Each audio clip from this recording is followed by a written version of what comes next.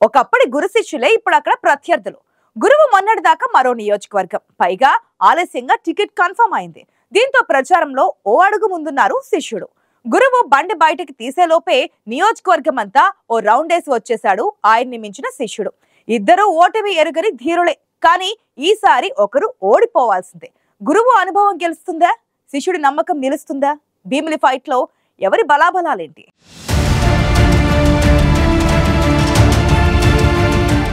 ఎందుకనో మాజీ మంత్రి గంటా శ్రీనివాసరావు ఈసారి టికెట్ విషయంలోనే కాదు, ప్రచారంలోనూ వెనుకబడ్డారనే చెప్పొచ్చు. చీపురుపల్లి నుంచా మరో సీటు నుంచా అంటూ చివరిదాకా ఆయన టికెట్ పై సస్పెన్సే. చివరికి ఆయన కోరుకున్న భీమిలి నియోజకవర్గమే దక్కినా ఆలోపే పుణ్యకాలం గడిచిపోయింది. 2019లో విశాఖ నార్త్ నుంచి గెలిచిన గంటా వైసీపీ అధికారంలోకి వచ్చాక దాదాపు 4 ఏళ్ల పాటు మౌనంగానే ఉండిపోయారు. ఓసారి పోటీ చేసిన నియోజకవర్గంలో తిరిగి పోటీ చేసే ఆనవాయితీ లేదాయనకు.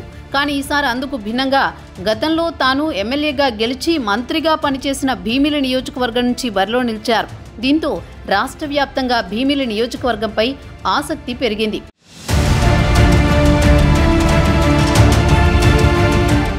ఒకప్పుడు ఉత్తరాంధ్ర టీడీపీలో గంటా చెప్పిందే వేదం. మరి అలాంటి ఉద్దండ నేతకు విశాఖలో కాకుండా పొరుగున ఉండే విజయనగరం జిల్లా చీపురుపల్లి నుంచి బొత్స సత్యనారాయణ మీద పోటీ చేయమని అధిష్టానం ఆదేశించడం చర్చనీయాంశమైంది.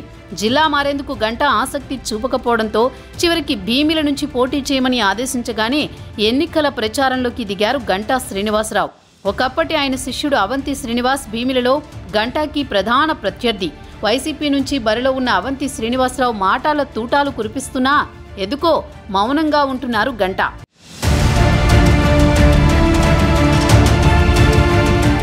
భీమిలి సిట్టింగ్ ఎమ్మెల్యే మాజీ మంత్రి అవంతి, ఇప్పుడు భీమిలి టీడీపీ అభ్యర్థిగా బరిలో ఉన్న గంటా ఇద్దరూ గతంలో మంచి స్నేహితులు. అంతేకాదు పీఆర్పీలో ఉండగా అందరికీ గంటానే పెద్ద దిక్కులా వ్యవహరించేవారు. అవంతి అప్పటికి రాజకీయాల కొత్త కావడంతో గంటా శ్రీనివాసరావు సలహాలు సూచనలతోనే ముందుకెళ్లేవారు.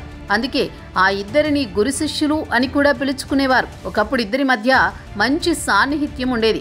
అలాంటిది ఇప్పుడు ఆ ఇద్దరే ప్రత్యర్థులుగా తలపడుతుండడం, భీమిలలో హోరాహోరీగా ప్రచారం చేస్తుండడంతో గురు శిష్యుల్లో ఎవరికి విజయం వరిస్తుందో అని ప్రజలు చర్చించుకుంటున్నారు. గురూజీ రామ్ నారాయణ్ జీ ప్రపంచ ప్రఖ్యాత జ్యోతిష్యులు ఇప్పుడు మన హైదరాబాద్ లో ఎటువంటి సమస్యలకైనా తక్షణ పరిష్కారం చేయబడును. సంప్రదించండి 96651137 9000004357.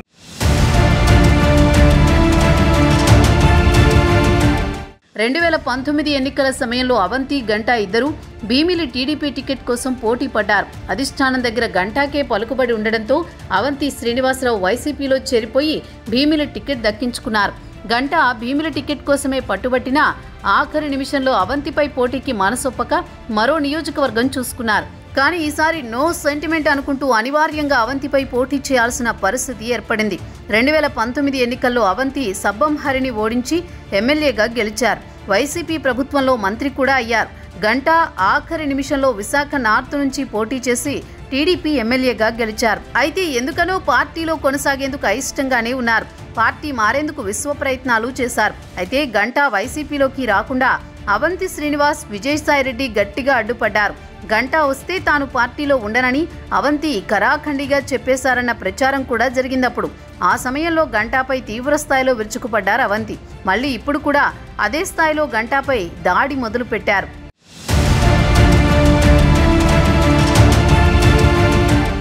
ఎన్నికల పుణ్యమాని ఒకప్పుడు మంచి స్నేహితులుగా గురు శిష్యులుగా ఉన్న గంటా అవంతి బద్ధ శత్రువులుగా మారిపోయారు. ఇద్దరూ భీమిలలో గెలుపు కోసం తాపత్రయపడుతున్నారు. గంటా సెంటిమెంట్ చూసుకుంటే ఒకచోట పోటీ చేసిన నియోజకవర్గంలో మళ్లీ పోటీ చేయలేదు. ఫస్ట్ టైం ఆ సెంటిమెంట్ ని పక్కన పెట్టి గతంలో గెలిచిన నియోజకవర్గం నుంచే మళ్లీ పోటీకి దిగడంతో ఫలితాలు ఎలా ఉంటాయో చూడాలి.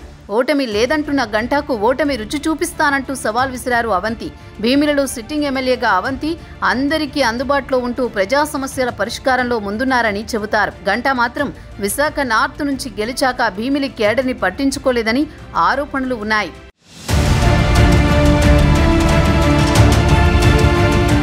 ఒకప్పుడు గెలిచిన నియోజకవర్గమే అయినా భీమిలిలో గంటాకు టీడీపీ శ్రేణుల్లో అంత సానుకూలత కనిపించడం లేదు.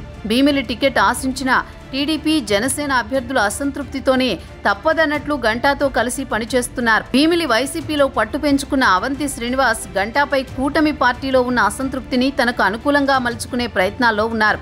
అంతర్గతంగా కొందరు టీడీపీ ముఖ్య నాయకులు ఆ పార్టీ క్యాడర్ అవంతికి టచ్లో ఉన్నట్టు ప్రచారం కూడా జరుగుతోంది. ఎందుకంటే గతంలో అవంతి కూడా టీడీపీలో ఉండడంతో ఆయనకున్న పాత పరిచయాలు ఇప్పుడు ఉపయోగపడుతున్నాయని అంటున్నారు.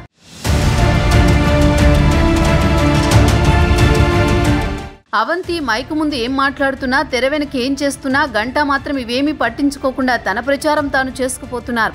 అయితే పాత మిత్రుడు ప్రతి విమర్శలు చేయకపోయినా అవంతి మాత్రం గంటాని వదిలిపెట్టడం లేదు. బహిరంగ సభలో గంటా వైఖరిని ఉతికి ఆరేస్తున్నారు.